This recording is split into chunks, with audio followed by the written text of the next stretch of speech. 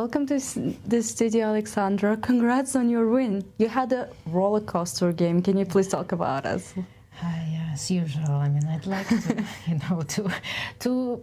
I've been playing chess for many years, and I'm like desperate to learn how to play calmly, maturely. No, it's not my case. Yeah, I saw you in the end. You both were shaking. I was like, oh my god! It's just because of the cold. Yeah, was it too cold? The AC. Yeah. Everyone is shaking. I'm like, oh my god! My heart dropped seeing your game. You guys had time trouble, both of you. I didn't know what was going on. How about you? Well, I mean, yes, the opening, I don't know, I misplayed somewhere, so she was better prepared, and like around this position, I started playing badly. I spent a lot of time here, but couldn't figure out what to do with my queen side. Yeah, the queen on a3. They say that queen is not the best piece to block opponent's pawns, but for some reason I did put it there. Yeah, well, of course my plan is to play c4, but it was very difficult to do so. So she played e5, and I played b4. Yeah, I was calculating like c4 here, but for some reason I couldn't evaluate. Like probably I should have gone to this line and then knight e6, and probably I have compensation like a lot. Yeah. I know e takes d4. I think e takes d4 is a mistake. She should play bishop a8 or king h8. That was I was calculating, and I didn't know how to unpin. I mean, I was calculating bishop queen f3 exactly for a very long time. And I couldn't really understand if I have enough compensation. Of course, I have a pair of bishops. I'm pawn down, but rook c1, yeah.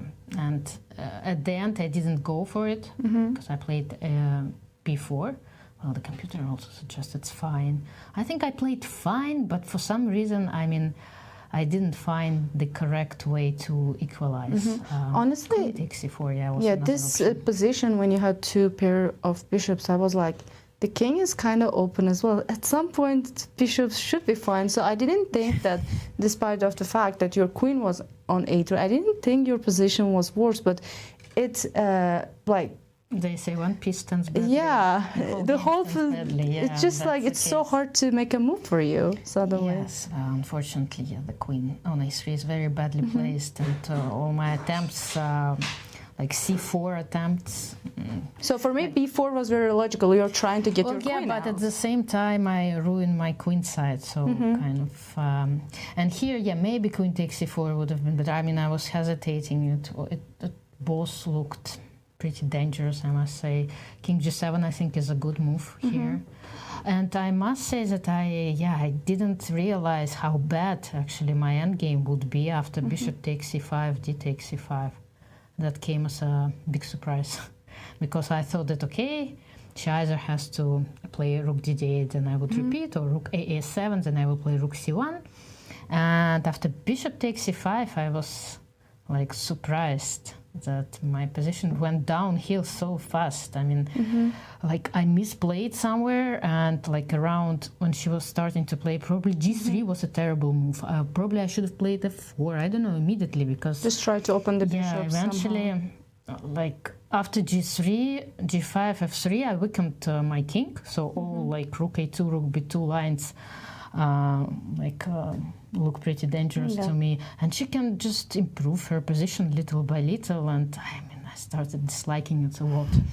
And then, okay, like I managed to survive, and here after bishop e1, surprisingly, I mean, very weird looking moves, rook b5 and rook e2, but somehow I managed to regroup my pieces, and suddenly, at least I got a plan, rook e4, and bishop d1 and a4 was another plan. And I started to feel, I mean, not so bad about my position. And after rook a3, at the very beginning, I thought that to exchange a pair of rooks should be fine. I mean, better for me, because then she cannot put so much pressure on my weaknesses.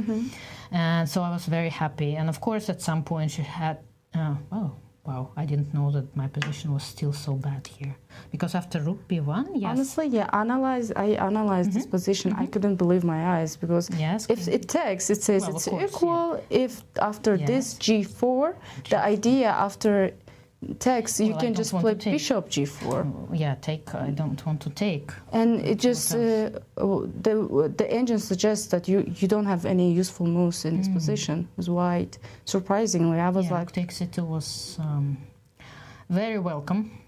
A very welcome decision, but yeah, probably both of us, we didn't quite feel like that. It's just hard to feel because it feels like you have two bishops and then maybe you can play bishop b3 back. So rook a4 was a mistake. No, even this position, I tried to even analyze this position, rook h4, but it's I think it's just super dangerous for you because of knight e3. And like pawns are falling somehow. Well, okay, but hard to believe that it's going to be that bad, no?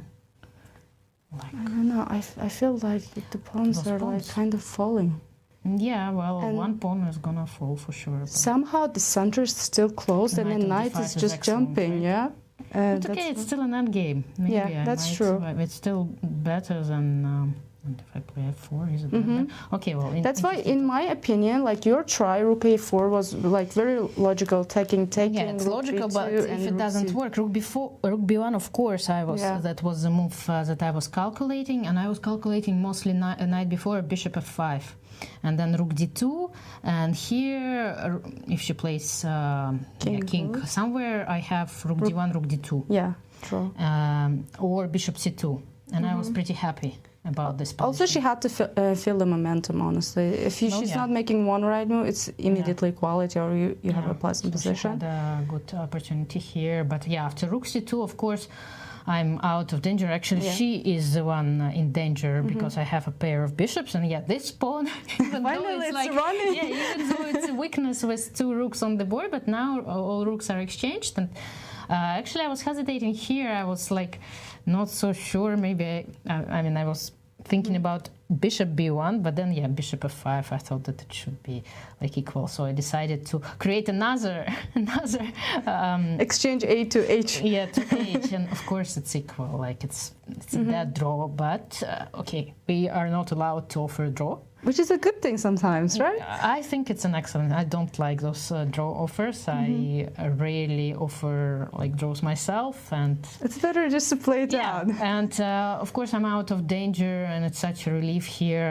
Only me can play for a win, and that's what actually happened, right? Little by little, okay, it was a draw like for a very, very long time until she moved her king away, and first she moved her knight. To b3. I don't know why she didn't play knight e6, right? To keep it even closer. Here, knight e6 is fine. Well, still I would, go around bishop d6, bishop f3 is my plan, but it should be equal. Yeah. But okay, I don't know at what time, at what exact moment it became, so king g5 already. Yeah.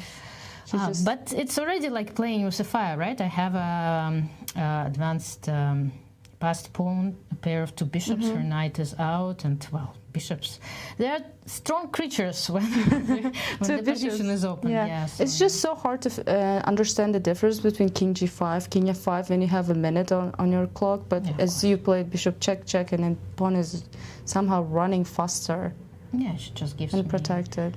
Some time. Okay, but of course it's already pretty unpleasant, taking into consideration that she was pressing like for the most of the game, and of course suddenly such a change of it just flipped. Maybe luck. Yeah, flipped. But it's very hard when you were the one pushing, and suddenly you need to regroup and start defending on seconds. It's very, very, of course, unpleasant psychologically. So and mistakes happen.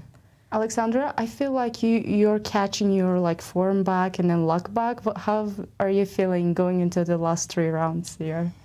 Every time we have this discussion, next day I do terrible things. Okay, I'm not gonna ask this question. So I just, of course, I'm very relieved to not to lose today, and just 3 more rounds to play, and I will I always try to play a good game, but somehow it doesn't, like, again, an even game. It's all my games are like EKG, if it's... Maybe you just love chess too much, and then you just try to, create something over the board. It can go like this as well. It doesn't have to go like this. I don't know why. Yeah, my games are definitely like EKG. So I will. Yeah, my goal is to play good, calm, even game. With not so many ups and downs. Which is a very nice goal in my opinion. And also you mentioned that going into last rounds that your energy most probably will be down. It's not the same. What do you do? How do you keep your energy? Well, I mean, all the participants usually get tired towards the end of the tournament. I'm not like some kind of exception. And yeah, my routine is usual for all tournaments, so after each game I run here. Exactly, that's what I wanted to ask. I heard you run. Yeah, it's a wonderful place because if park, like the forest park, is just next to our hotel, and we enjoy a great summer weather. And, that's awesome. So you usually run after your rounds? Yeah. That's awesome to hear. And we're glad you're enjoying St. Louis, and thank you for coming, and good luck with the rest of the rounds. Thank you. Thank you, Begim, and congratulations